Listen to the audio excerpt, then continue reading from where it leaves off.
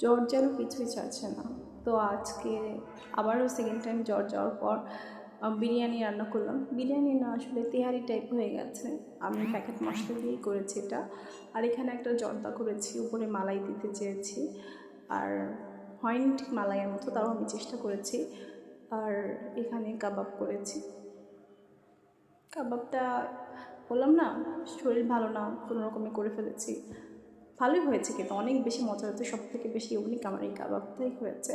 আর এখানে সালাদ করেছি। আমরা একটু সালাদে এরকম কুচি কুচি করে কেটে ওটার সাথে আমরা একটু ক্যাপসিকাম দিই। ক্যাপসিকামটা মুখে পড়লে, দাঁতের নিচে পড়লে আমাদের ভালো লাগে। আর আমি আমার বোন আর বাচ্চাকে খাওয়াচ্ছিলাম, তো আমার হাতটা এরকম, এর জন্য এগুলো খেতে খুবই মজা হয়েছিল। আনাই হাতে রান্না, তাও যতটুকু ইচ্ছা ভালোই হয়েছে খেতে, খারাপ হয়নি আলহামদুলিল্লাহ। তো এরকম করে আমি সাজিয়ে রাখছিলাম।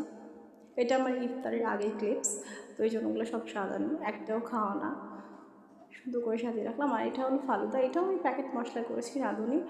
এই তো, এটা খেতেও খুব মজা হয়েছে। আর হাতের ধারে খুব কম সময় এটা বানিয়ে আছে। তো বাই।